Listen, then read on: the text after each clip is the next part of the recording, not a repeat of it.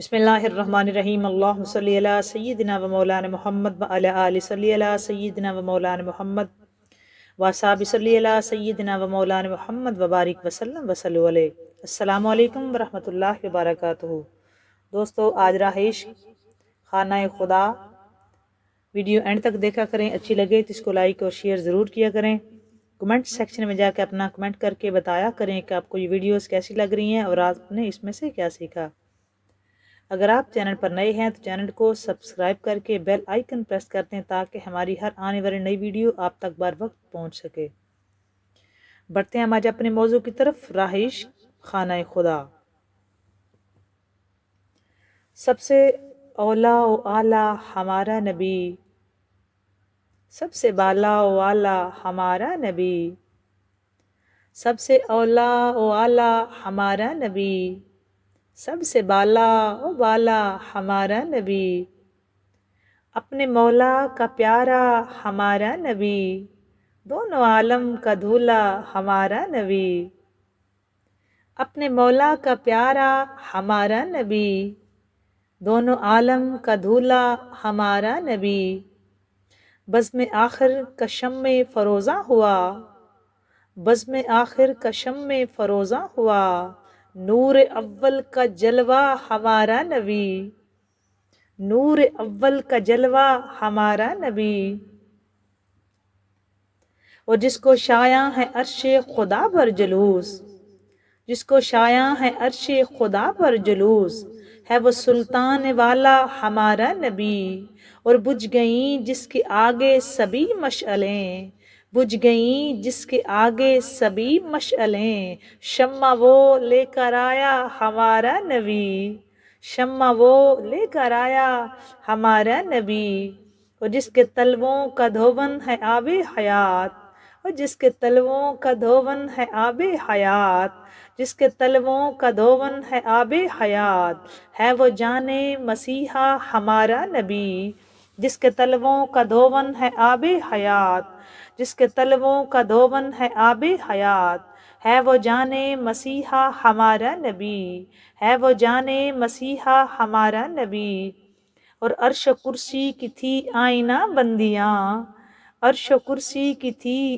آئینہ بندیاں، سوئے حق جب سدھارا ہمارا نبی، سوئے حق جب سدھارا ہمارا نبی، اور حلق سے اولیاء اولیاء سے رسل، حلق سے اولیاء اولیاء سے رسل، اور رسولوں سے اعلیٰ ہمارا نبی، اور رسولوں سے اعلیٰ ہمارا نبی، اور جس کی دو بوند ہیں کوثر و سلسبیل، جس کی دو بوند ہیں کوثر و سلسبیل، ہے وہ رحمت کا دریا ہمارا نبی، ہے وہ رحمت کا دریا ہمارا نبی، اور جیسے سب کا خدا ایک ہے ویسے ہی، جیسے سب کا خدا ایک ہے ویسے ہی، ان کا ان کا تمہارا ہمارا نبی، ان کا ان کا تمہارا ہمارا نبی، اور کرن و بدلی رسولوں کی ہوتی رہی،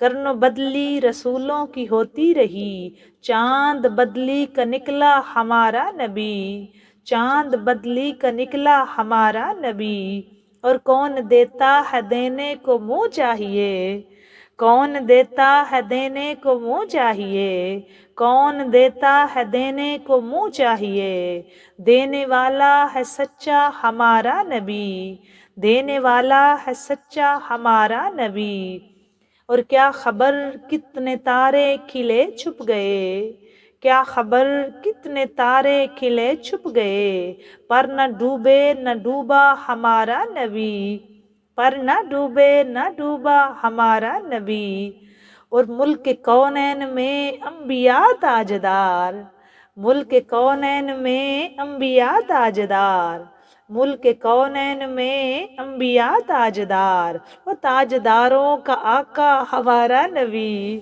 ملک کونین میں انبیاء تاجدار، ملک کونین میں انبیاء تاجدار، تاجداروں کا آقا ہمارا نبی، تاجداروں کا آقا ہمارا نبی، اور سارے اچھوں سے سارے اچھوں میں اچھا سمجھیے جسے، سارے اچھوں میں اچھا سمجھیے جسے، ہے اس اچھے سے اچھا ہمارا نبی، اور سارے اونچوں میں اونچا سمجھیے جسے، ہے اس اونچے سے اونچا ہمارا نبی، سب چمک والے اجلوں میں چمکا کیے، اندھ شیشوں میں چمکا ہمارا نبی، اندھ شیشوں میں چمکا ہمارا نبی، اور غم زدوں کو رضا مجھ دیجیے کہ ہے بے کسوں کا سہارا ہمارا نبی، بے کسوں کا سہارا ہمارا نبی، ہے بڑی شان والا ہمارا نبی،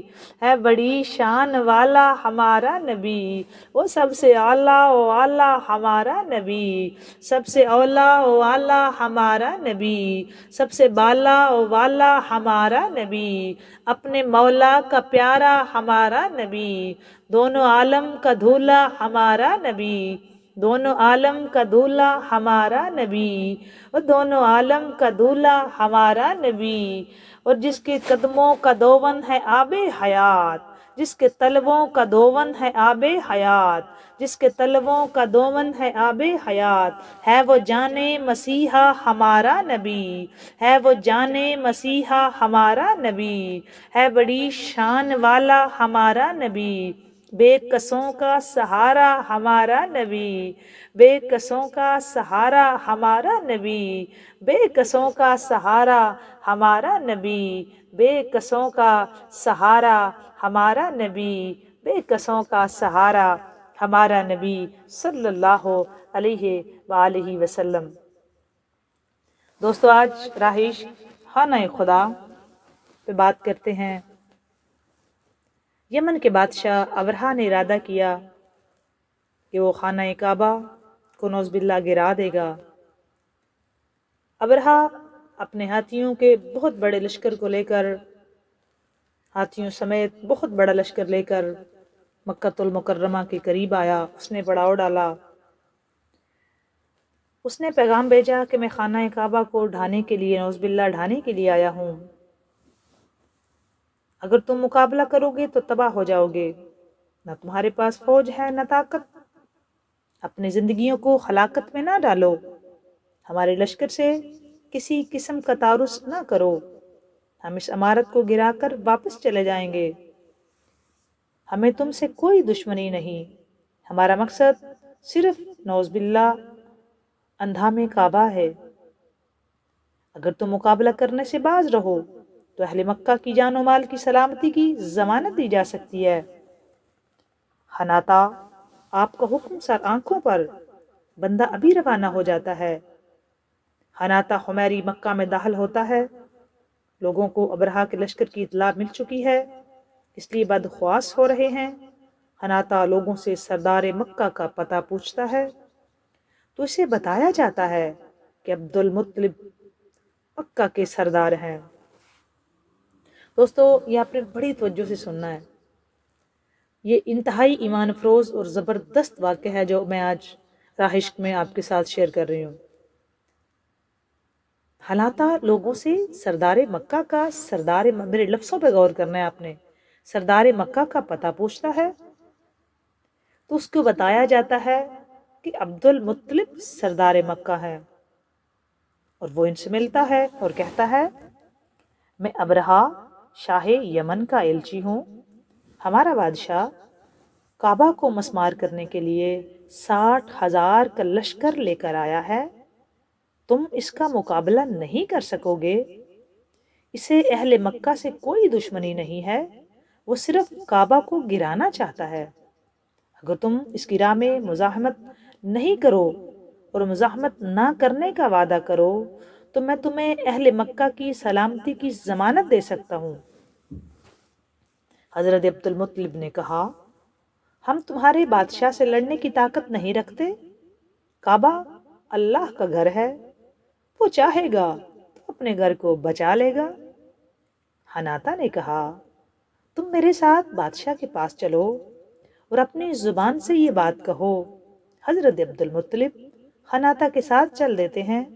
ابرہا جب ایک وجیح اور پررعب شخصیت کو آتے ہوئے دیکھتا ہے تو سمجھ جاتا ہے کہ یہی سردار مکہ ہے۔ دوستو، میں تاجدار کائنات احمد مجتبیٰ فخر انبیاء سیاح لامکاں تاجدار حلتا شاہ ہوباں امام الملائکہ شب اسرا کا دولا سردار الانبیاء امام الانبیاء تاجدار حل عطا تاجدار مدینہ سرور قلب سینہ احمد مجتبیٰ حضرت محمد مصطفیٰ صلی اللہ علیہ وآلہ وسلم کے دادا جان کی بات کر رہی ہوں۔ ابرہا حضور کے دادا جان کی بات کر رہی ہوں۔ ابرہا نے جب ایک وجیح اور پررعب شخصیت کو آتے ہوئے دیکھتا ہے تو سمجھ جاتا ہے کہ یہی سردار مکہ ہے۔ ابرہا جب ایک وجیح پررعب شخصیت کو آتے ہوئے دیکھتا ہے تو سمجھ جاتا ہے یہی سردار مکہ ہے، یہی سردار مکہ ہے۔ ابرہا اٹھ کر استقبال کرتا ہے۔ ابرہا سردار مکہ تاجدار حلتا کے دادا جان کا اٹھ کر استقبال کرتا ہے اور اپنے پاس بٹھا کر کہتا ہے، سردار مکہ، میں آپ سے بہت متاثر ہوا ہوں، کہیے آپ کیا چاہتے ہیں؟ حضرت عبد المطلب نے کہا، میرے جو اونٹ آپ کے سپاہی پکڑ کر لائے ہیں وہ مجھے واپس کر دیجئے۔ ابرہا یہ انوکھی بات سن کر حیران رہ جاتا ہے اور بے اختیار بول اٹھتا ہے، یہ بات کہہ کر آپ نے خود کو میری نظروں سے گرا دیا ہے کہ آپ کو معلوم نہیں کہ میں کعبہ کو گرانے کے لیے آیا ہوں، جو آپ کا اور آپ کے آباء و اجداد کا دینی مرکز ہے۔ اس کے بارے میں تو آپ نے مجھ سے کچھ نہیں کہا اور اپنے اونٹوں کا مطالبہ شروع کر دیا۔ حضرت عبد المطلب نے فرمایا، میں تو صرف اپنے اونٹوں کا مالک ہوں اور انہی کے بارے میں آپ سے درخواست کر رہا ہوں۔ رہا یہ گھر تو اس کا مالک اللہ ہے، وہ اس کی حفاظت خود کرے گا۔ رہا یہ گھر تو اس کا مالک اللہ ہے، وہ اس گھر کی حفاظت خود کرے گا۔ میرے تو اونٹ لے کے آئے ہیں تیرے سپاہی، میرے اونٹ واپس کر دو۔ ابرہا نے کہا، وہ بھی اس کو مجھ سے نہیں بچا سکے گا۔ جب حضرت عبد المطلب نے فرمایا نا کہ یہ گھر اللہ کا گھر ہے، اللہ تعالیٰ خود حفاظت کرے گا، تو ابرہا نے کہا، وہ بھی اس کو مجھ سے نہیں بچا سکے گا۔ حضرت عبد المطلب نے کہا، آپ جانے اور وہ جانے، آپ جانے اور وہ جانے۔ ابرہا آپ کے اونٹ واپس کر دیتا ہے اور آپ مکہ لوٹ آتے ہیں۔ اہل مکہ پر خوف و ہراس کی لہر دوڑ گئی ہے، کسی کو کچھ نہیں سوجھتا، ہر شخص یہی سوچ رہا ہے کہ اب کیا ہوگا۔ اتنے میں حضرت عبد المطلب واپس آ کر اعلان کرتے ہیں کہ سب لوگ اپنے اہل و عیال کو لے کر پہاڑوں میں چھپ جائیں اور شہر خالی کر دیں تاکہ ان کا قتل عام نہ ہو۔ لوگ بدخواسی میں اپنے گھر خالی چھوڑ کر پہاڑوں میں چھپ گئے ہیں اور حضرت عبد المطلب چند سربراہ قریشیوں کے ساتھ حرم داخل ہو جاتے ہیں۔ خانہ کعبہ میں اس وقت 360 بت تھے۔ اندرونی دیواروں پر حضرت ابراہیم اور حضرت اسماعیل علیہ السلام کی تصویریں بنی ہوئی تھی اور ان کے ہاتھوں میں پانچے کے تیر دکھائے گئے تھے۔ سب سے بڑا بت ہبل تھا جسے جوف کعبہ میں نصب کیا گیا تھا۔ یہ عقیق احمر کا انسانی شکل کا ایک مجسمہ تھا، اس کا بایاں ہاتھ ٹوٹا ہوا تھا، لیکن کفار مکہ نے اس کے بجائے سونے کا ہاتھ لگوا دیا تھا۔ اس کے سامنے 7 تیر رکھے رہتے تھے جن سے پجاری قرآن اندازی کیا کرتے تھے۔ اصاف اور نائلہ زمزم کی جگہ پر تھے۔ یہ بتوں کے نام ہیں جی۔ قریش ان کے پاس قربانیاں دینے جایا کرتے تھے۔ ایک قریش مکہ کا ایک بت مناف تھا۔ اس کے علاوہ ان کے ہر گھر میں چھوٹے موٹے کئی بت موجود تھے اور کوئی گھر اصنام اور اصنام پرستی سے خالی نہ تھا۔ پجاریوں نے یونانیوں کی طرح باقاعدہ علم الاصنام کا جال پھیلا رکھا تھا۔ جب کوئی آدمی سفر کو جاتا تو اپنے گھر میں رکھے ہوئے بے جان اور بے حس معبود کو بطور تبرک مسح کر کے جاتا، جب واپس لوٹتا تو سب سے پہلے اسے مسح کرتا۔ ان کا ایک بت عزا تھا، لات اور منات بھی ان کے معبود تھے جنہیں یہ خدا کی بیٹیاں کہا کرتے تھے، اور انہیں یقین تھا کہ ان کی شفاعت کریں گی۔ مکہ میں بت پرستی کا بانی عمر بن لحمی تھا، جس نے بنو جرہم سے کعبۃ اللہ کی تولیت چھین لی تھی۔ اس وقت صائبہ، وسیلہ، بحیرہ اور حامہ کی رسمیں زوروں پر تھی، لیکن ان معبودوں کے ہوتے ہوئے بھی جب ابرہہ کا لشکر دکھائی دیا تو سب خانہ کعبہ کے پردوں اور کنڈوں کو تھام کر کھڑے ہو گئے۔ سب کو خداؤں کا خدا یاد آ گیا اور رب کعبہ سے فریاد کرنے لگے۔ کتنے بت میں نے گنوائے ہیں دوستو۔ میں نے کہا نا آج کی یہ رہائش کا پارٹ انتہائی امپورٹنٹ ہے۔ کتنے بت میں نے گنوائے ہیں آپ کو۔ جب ابرہہ حملہ کرنے آیا، کتنے بت بیت اللہ کے اندر رکھے ہوئے تھے، یہ سب کو یقین تھا کہ یہ بے سود ہیں۔ جب آیا نا لشکر سر پہ تو سارے کے سارے رب کعبہ سے فریاد کرنے لگے، سب اپنے خداؤں کو بھول گئے، خدا یاد آ گیا، وہ جو خالق کل، مالک کل، مختار کل ہے۔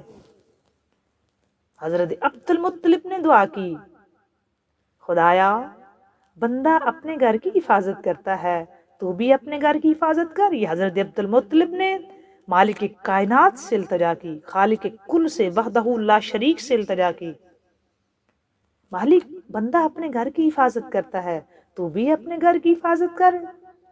کل ان کے سلیب اور ان کی تدبیر تیری تدبیر کے مقابلے میں غالب نہ آنے پائے، اور اگر تو ان کو اور ہمارے قبیلے کو اپنے حال پر چھوڑ دینا چاہتا ہے تو تو جو چاہے کر۔ سلیب کی آل اور اس کے پرستاروں کے مقابلے پر آج اپنی آل کی مدد فرما۔ لفظوں پہ غور۔ اے میرے رب، تیرے سوا میرا ان کے مقابلے میں کسی سے میں کوئی امید نہیں رکھتا۔ اے میرے رب، ان سے اپنے حرم کی حفاظت کر۔ اے میرا اللہ، اس گھر کا دشمن تیرا دشمن ہے، اپنی بستی کو تباہ کرنے سے ان کو روک۔ اس دعا کے بعد حضرت عبد المطلب اور ان کے ساتھی پہاڑوں میں رپوش ہو جاتے ہیں۔ دوسرے دن کا آفتاب ابرہہ کو مہمت ہاتھی پر سوار کعبہ کی طرف 60,000 لشکر کے ساتھ بڑھتے ہوئے دیکھ کر حیران رہ گیا۔ کعبہ کی حفاظت کے لیے کوئی انسان موجود نہیں ہے، شہر خالی پڑا ہے اور ابرہہ بڑی آن بان سے بڑھتا آ رہا ہے۔ ابرہہ کا ہاتھی جو ہی ایک خاص حد میں داخل ہوتا ہے یک بیٹھ جاتا ہے، اسے آنکس مارے جاتے ہیں، پتھروں سے کچوکے دیے جاتے ہیں، وہ زخمی ہو جاتا ہے، مگر کعبہ کی سمت ایک قدم تک نہیں اٹھاتا۔ لیکن اگر الٹے پاؤں پھیرایا جائے تو بھاگنے لگتا ہے، لیکن وہ ہاتھی بھی کعبۃ اللہ کی سمت نہیں جاتا۔ یہ لوگ اس کو پتھر مارتے، اس کو کوڑے مارتے، اس کو پتھر کے کچوکے دیتے، لیکن ہاتھی خانہ کعبہ کی سمت نہیں جاتا۔ لیکن اگر اس ہاتھی کو یہ پیچھے موڑنے کے لیے چلاتے تو وہ بھاگتا۔ افسوس، انسان کعبہ کی قدر اور رب کعبہ کی قدرت سے غافل ہے، لیکن ہاتھی اس کو خوب جانتا ہے۔ انسان سرکش اور باغی ہے، مگر ہاتھی میں سرکشی اور بغاوت کی ہمت نہیں ہوتی۔ وہ مار کھاتا ہے لیکن آگے نہیں بڑھتا۔ وہ تو جانور ہے نا، اس کو بھی شعور آ گیا نا کہ آگے خانہ خدا کعبۃ اللہ ہے۔